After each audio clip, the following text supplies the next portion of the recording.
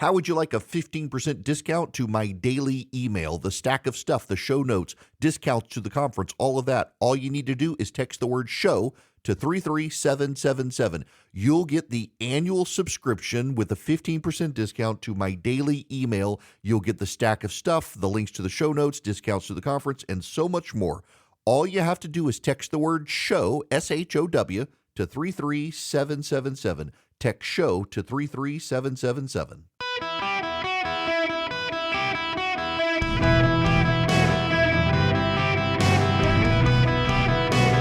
Welcome to the Eric Erickson Show podcast, Hour 2. Hello, America. Welcome. It is Eric Erickson. Across the nation, the phone number 877-973-7425. There's some breaking news right now. President Trump talking to the nation. Let's go listen. Working with Letitia James, and then was put into the district attorney's office to run the trial against Trump. And that was done by Biden and his thugs also, because they can't win an election because of the borders, because of energy prices, because of inflation, because of Afghanistan, the worst and most embarrassing day in the history of our country. He can't win because of Russia, because of all the problems, because of Ukraine being attacked by Russia. And he can't win because of the October 7th attack of Israel, which he should have never allowed to happen, would have never happened if I were president. Ukraine would have never been attacked if I was president. And you wouldn't have inflation if I was president. We didn't have inflation. So all of these things, so what they do is they do election interference, which is court cases, and let's try and tie him up, and let's take as much of his money as possible. I respect the appellate division for substantially reducing that ridiculous amount of money that was put on by a corrupt judge named Engoron. He ought to be looked at, seriously looked at, especially what he did with valuations. He's the one, he's a fraudulent valuator, where he values Mar-a-Lago at $18 million, and people say it's worth 50 to 100 times that much, the biggest experts in the business. So he ought to be looked at, and James ought to be looked at, because she tried to get him. She's like the puppet master of the judge. And, you know, our state, this state, is losing tremendous prestige. It's losing its companies. It's losing its people. They're fleeing, and violent crime is flourishing. And we can't have that. We can't have that. No city should have that. And it's happening in other cities, but not with the lawfare. The lawfare that they're doing is incredible.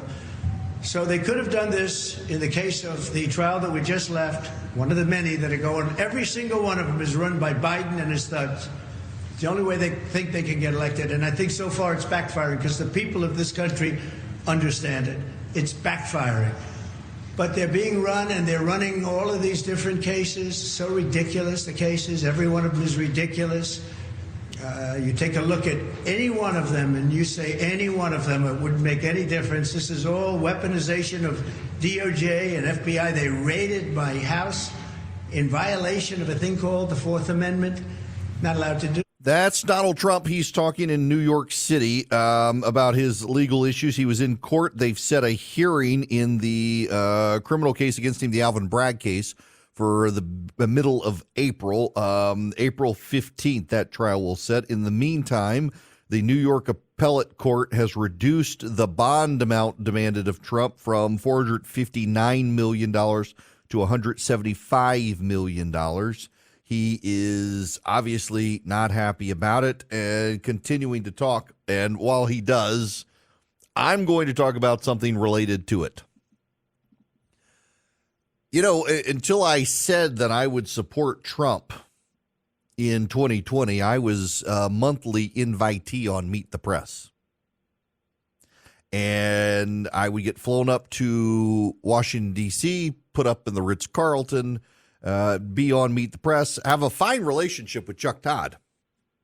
Actually get along with Chuck and think highly of him. But he had a temper tantrum, as did others on NBC over the weekend, because NBC has hired Ronna McDaniel, the former RNC chair, to be a paid contributor on NBC. They've also got Michael Steele, who appears regularly on MSNBC. He, too, former RNC chair. And they seem to be upset, particularly with having Ronna McDaniel on NBC as a paid contributor, who will be paid to give her opinion and analysis on Republicans and Democrats. And this was Chuck Todd.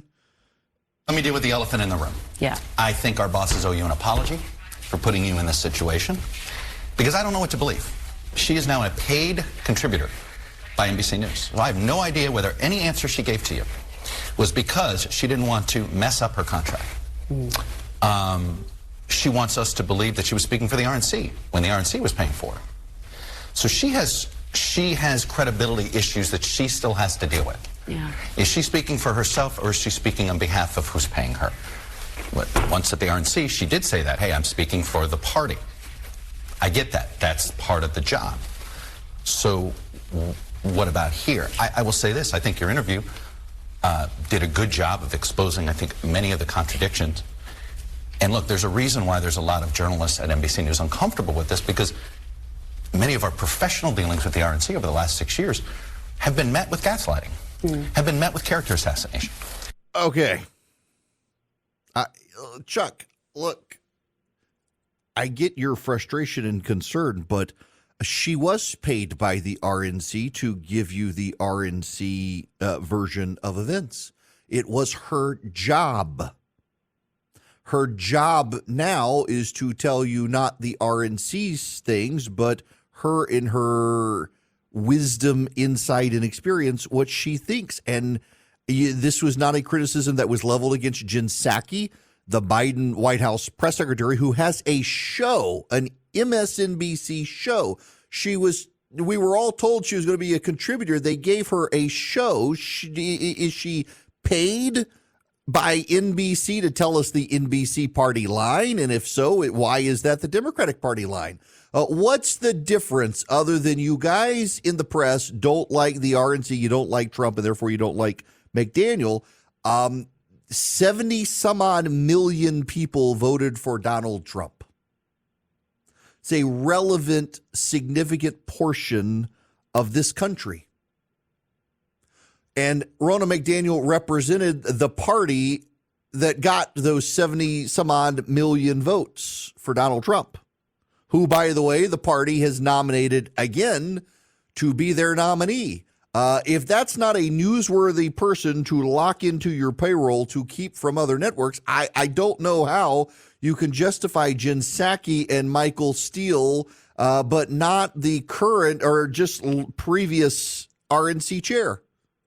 She's a newsmaker of some credibility who can speak to Republican Party politics. And, what I would note is that Democrats never, ever get this criticism. I got it when I joined CNN. You never see this criticism about people on the left. Sarah Isgur is a contributor to ABC News. Sarah Isgur worked for some time in the Justice Department of the Trump administration and now writes and works with the Dispatch and does a really great podcast on the law. And when she went to ABC News, there too they had a meltdown at that network about hiring Sarah Isgur, who there's no question about her being fair. In fact, I believe, if I remember right, she was first considered by CNN, and there was a meltdown at CNN about putting Sarah Isgur on the payroll there. I think it was Sarah I'm thinking about, who was first at CNN. They had a meltdown there too. The media seems very clearly to only want the people whose views they can approve of. And this idea from Chuck, who, again, I think I like him. We get along well. We don't interact very regularly, but I do like the guy. But she was paid to give us the RNC line. Is she now being paid to give us the NBC line? No, I think her job now is to tell you what she actually thinks as opposed to what the party thinks. That's why NBC News hired her. And there's this reaction. And by the way, it's not just Chuck. It's all of them. MSNBC's come out and said, we will not have her on our network. What are you afraid of? Are you afraid of her line? Well, she's there with you, a journalist. Y'all have no compulsion to not fact check Donald Trump. Fact check her in real time. Kristen Welker as well, who I don't really know. We've been on TV together, but I don't know her. I'll be joined by former RNC chair Ronna McDaniel in her first interview since stepping down as party chair. In full disclosure to our viewers, this interview was scheduled weeks before it was announced that McDaniel would become a paid NBC News contributor. This will be a news interview, and I was not involved in her hiring. I mean, clearly you're going to see the look on her face if you've seen that clip that she's not happy about it either. Y'all, there is a serious and real problem in the American media, and it is exposed by this clip. If you can't tolerate people you disagree with being paid by your network, you are increasingly headed into a partisan progressive bubble. I don't know how to explain this to people in the media more so. If you're telling Republicans your chairman is not welcome to be paid by our network because we don't like how she treated us when she worked as the chair of the Republican Party, I'm sorry, but that's the way it works. The Republicans aren't treating the media any nicer because your reaction to her being hired is kind of proof that the Republicans were right to treat you as they did in their mind. Whether you or I think it's right, the Republican Party sees an American media increasingly hostile to them, to their worldview, unwilling to interact with them in a free exchange of ideas. And you're just reinforcing that. You're just reinforcing that. This reminds me of, what was the line? Hang on a second. I got to find it. I got to pull it out of a text message exchange I had with some friends earlier because this sums up the reaction so much so. It's the William F. Buckley line. Liberals often claim to want to give a hearing to other ideas and then are shocked and offended to discover there are indeed other ideas. This is what's going on with the press. And, and again, I could hear people at NBC say, no, you don't understand. This is Ronna McDaniel, and it's the RNC, and it's the sole election. By the way, she said on television she doesn't think the people who were found guilty of crimes on January 6th should be allowed out of prison. That's her view. Y'all, you have ABC News melting down to the hiring of a Sarah Isgur. You've got CBS News melting down to hiring conservatives, NBC. The media is more and more signaling that they're not for any of us. They are hostile to us. To have a meltdown like this over Ronna McDaniel, of all people, tells you a lot about the media, and none of it is good. I have great respect for these people at NBC. I've been on their television shows. They've been very kind to me. But this is not a good look. This is not a good look for journalists. And what's more is it's not just them at NBC. It's the other journalists at the other networks who are cheering on the reaction from the people at NBC. You look at CNN. I like CNN, but with the exception of Scott Jennings, maybe one or two others, you really don't have a lot of Republicans who are willing to be open-minded about Donald Trump. In fact, I've been watching CNN today, and it's all wall-to-wall Trump legal stuff, as it is, it seems like, in the midday section every day now. It's an obsessiveness to get the SOB, and all it does is it helps him. The media, the left, they're all angling to get Donald Trump reelected, and they don't even realize it. When you react that way to the chair of the RNC, the party whose nominee got 70+ million votes from Americans, you are saying we are against you. Not that we don't like her. You're signaling we're against you. You may not mean it that way, but that's the way it comes across. Y'all all want our side to do better. You need to do better as well. And maybe give her a fair hearing and don't question what she's saying because of the money, because I don't know if y'all know this. In most jobs, including being a lawyer, you take someone's position even if you don't necessarily agree with them, but it's your job to do it. And so many people do it in so many jobs. We shouldn't punish people for doing their job well, whether you like the job they did or not based on the opinions they had at the time. Now you got her on your payroll, and you can ask her probative questions about her opinion, not the RNC's opinion, and see where she disagrees with the things she said as chair. It would make for great TV instead of having the meltdown over her being on the payroll. Yes, you can. Welcome. It is Eric Erickson here across the nation. I want to go take Dennis's phone call right now. Welcome to the show, Dennis. How are you? I'm doing good, Eric. How about yourself? Great. Good. Going back to just before the break, they were talking about, EV vehicles and stuff like that. And I mean, my point is, it's like, I've got a son that's going to college. And, when you've got a child that's in high school and just getting ready to get a driver's license, or they're going to college, you can't afford to go out and buy an EV vehicle for them to go to school. Now, I live in Dahlonega, and we got a university up here, and it's like the kids here aren't driving EVs. You're looking for used vehicles. You're looking for a Honda, or a Toyota or something like that you can get your child so that they can have something to drive that's reliable. But you can't go out and buy a $40,000 or $50,000 car for them. Now you got a bunch of millionaires up there in Washington, D.C.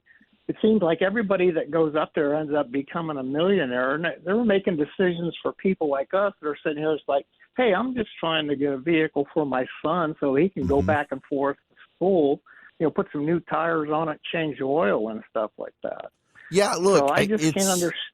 It's alienating to the middle class and to parents who are in a position to help their kids get their first car. You don't even have a market, even with for example, Hertz pushing so many of their Teslas into the used car market. It's not actually driving down prices significantly, and you're not going to get your kid a Tesla as their first car. You want something cheap and reliable.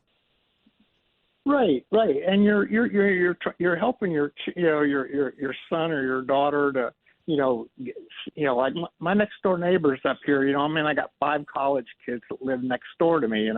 They're not driving brand new vehicles. Right. I see their parents pull in, help them unload, furniture and stuff like that to move into these houses. And they get a car so they can get back and forth to school. But it's like, you got these elites up there in Washington, D.C. that are trying to make decisions for just the common guy. Well, what I mean? That's my point anyway.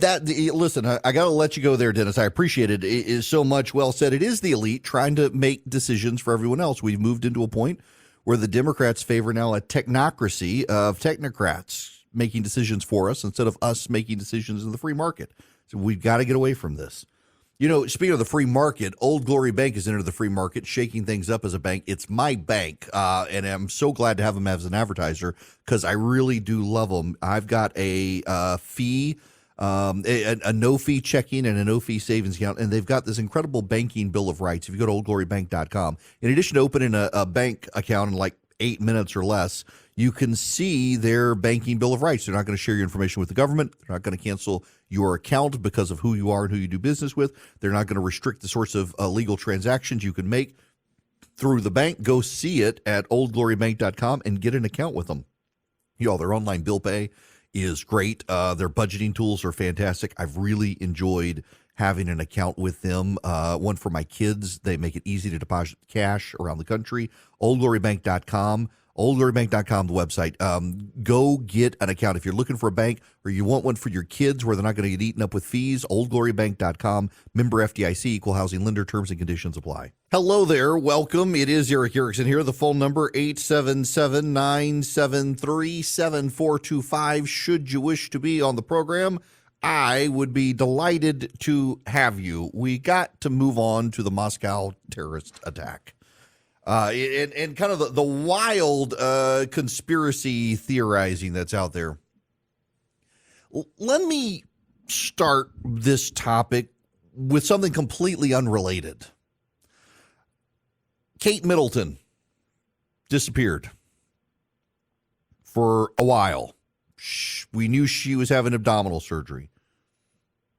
And then no one saw her again. There were a massive number of conspiracy theories of what was going on. Stephen Colbert floated the idea of her husband having an affair. In fact, the woman who he named as having the affair with is now threatening a defamation lawsuit, as she should. I know people who saw the picture of the Princess of Wales with the Princess of Wales at a farmer's market and were convinced it was a body double. They were convinced, doesn't quite look like her. Well, you know, if you've been recovering from abdominal surgery over a month or so, you probably lost a lot of weight. There were a massive number of conspiracy theories, and the first thing you got to ask yourself is, why do people even care about these individuals? Yes, I realize British royal family, but the number of Americans who are emotionally invested in peddling a conspiracy theory, it's kind of wild, actually. Or, you know, so Candace Owen, the anti-Semite, is pushing a story that the president of France's wife is actually transgender, is actually a man. Because a psychic, a French psychic, says so and was sued. And because they were sued to get this person and a supposed independent journalist to shut up, well, it must be true. Why would they be silencing them? And so pushing these conspiracy theories.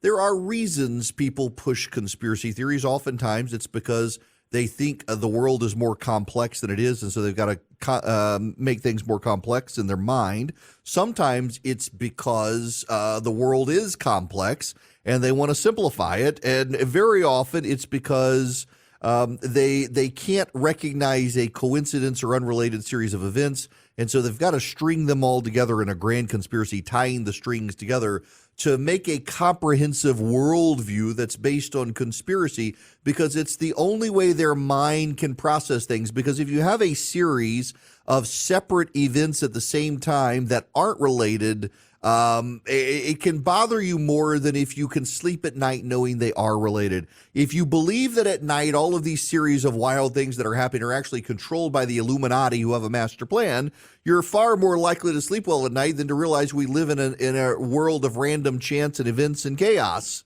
The chaos keeps you awake at night, so you might as well synthesize it and rationalize it into a conspiracy theory so you sleep well at night knowing at least it's part of someone's plan, never mind God's plan. There's some group of people pulling strings on the planet. People go for conspiracies for all sorts of reasons, but those tend to be it. You got to believe that there can't be coincidences. You got to make the simple complex or the complex simple, and you want someone to blame. That's why the Jews are always in conspiracy theories, because everybody wants somebody to blame, and it's easy to blame the Jews. That's what Candace Owen does. Vladimir Putin wants conspiracy theories to affect his war agenda. Several weeks ago, the United States informed its counterparts in Moscow that our intelligence chatter had picked up ISIS planning a terrorist attack in Moscow. In fact, we advised the Americans who were still in Moscow, the few who remain, to avoid large gatherings because we believe there was a terrorist attack. Well, there was a terrorist attack. So, ISIS-K, the Islamic State Khorasan, it is the Islamic State. Remember, for a while it was ISIL, Islamic State of Iraq and the Levant. Then it was ISIS. Now it's the Islamic State Khorasan. Khorasan is a territory in Pakistan and Afghanistan. They were responsible for terrorist attacks in Afghanistan. They hate the Taliban. In fact, the founding members of ISIS-K are people who were in the Taliban and decided to hate the Taliban, that the Taliban had lost their way, and they are the more pure Islamic radicals. And they decided to blow up a concert venue in Moscow, over 140 dead, over 150 injured. And Vladimir Putin has come out and said, well, actually, it was Ukraine that did it. Now, from what the news reports right now suggest, that even in Moscow and in St. Petersburg and the like, the Russians don't actually buy that Ukraine did this. the war PR for Vladimir Putin is not going as well as he would like, and nobody really believes him. It's clearly the terrorists. However, you do have to remember that, do y'all know how Vladimir Putin came to power? We now know he was responsible, Vladimir Putin was, for the explosion of apartment building that killed a lot of people. He was headed into politics, running for president, and Islamic radicals in Chechnya, Chechen separatists, blew up an apartment building in Moscow. A terrorist attack killed a lot of people. And it turns out years later, it became apparent that it was actually Vladimir Putin who had staged the attack, wanted to go to war with the Chechen Islamic radicals. See, what gets lost here, because we don't spend a lot of time talking about foreign policy, is the Russians hate Islamic radicals as well, because southern Russia has become overrun with Islamic radicals. The Chechen provinces have breakaway separatists who are Islamic, and a lot of them went to Syria. So one of the reasons the Russians have been engaged helping the Syrians is because a lot of the Chechen separatists went to Syria to develop war fighting skills to take the fight back to Moscow. And so the Russians got involved in Syria's behalf. Now, they were allies to begin with, but the Russians went in there more than they otherwise would have to stamp out the Islamic extremists who would otherwise then turn around and go back to Moscow and start blowing things up. But Vladimir Putin wants to blame the Ukrainians. Now, Vladimir Putin, of course, can use this to blame the Ukrainians. What's more amazing are the Americans who are spreading conspiracy theories about it. It's like the Kate Middleton, or the Princess of Wales. She's not Kate Middleton anymore. Princess Catherine, I guess we should say. People want to spread conspiracy theories, and some people on the right are echoing Putin's Ukraine conspiracy theory. But what I find more interesting and more striking is how you have people on the right praising the Russian response. I don't know if you guys have seen this, but the Russian security forces caught the perpetrators. And they video this. I did not watch the video. I unfortunately saw a picture afterwards. One of the Russian security forces, or several of them, they held down one of the terrorists who did this in the concert hall. They cut off his ear, and then they forcibly fed him his ear. They made him eat his own ear. What I find very notable about this is that a large segment of people on the right who cheered that brutality on are also on Hamas's side and saying Israel needs to stop its genocide in Gaza. It's very weird to see this weird strain in the Venn diagram of pro-Russia anti-Semites. They're praising the brutality of Russia against these Islamic radicals and the Russian brutality against Ukraine. There's a report out today that in one area that Russia is trying to conquer in Ukraine, they killed a bunch of Ukrainian men, tied them to the bottom of a rope, and dragged them through a village by helicopter. So their bodies were dangling over the street so people could see the message from Moscow that we're going to do this to you if you don't surrender. And you got all these people cheering on this awfulness from the Russians there, who are like, oh my gosh, we can't have Israel go after Hamas. This is genocide. There's this wild, growing, festering anti-Semitism on the right, and the horseshoe theory. They're sounding very much like the left. It's not just Candace Owen; it goes beyond Candace Owen. This festering anti-Semitism on the right. We got to be mindful of it on our side. And there's this weird dynamic now, this festering anti-Semitism that is also very pro-Russia. It's very sick to see. It's very revealing to see. It's very sad to see. That gets me, of course, into the Moscow or into the Hamas-Israel situation where, you've got the anti-Semite Alexandria Ocasio-Cortez. Listen to this. Israeli officials also argue this war could end tomorrow if Hamas freed the hostages and laid down the arms. Do you disagree? I do disagree, because when we are talking about famine, the actions of Hamas should not be tied to whether a 3-year-old can eat. The actions of Hamas do not justify forcing thousands, hundreds of thousands of people to eat grass as their bodies consume themselves. Whatever. Yes, Hamas's actions do cause that because Hamas provoked a war. If Hamas surrendered tomorrow, none of these things would happen. And by the way, Hamas did a very good job of keeping food from the people of Gaza and giving it to Hamas loyalists. Here's Marco Rubio. I continue to do everything I can from my end to keep it from becoming that. I'll be frank. I think the president is worried about losing Minnesota and Michigan. He's getting a lot of pressure from the pro-Hamas wing of the Democratic Party, a lot of activists and people like that.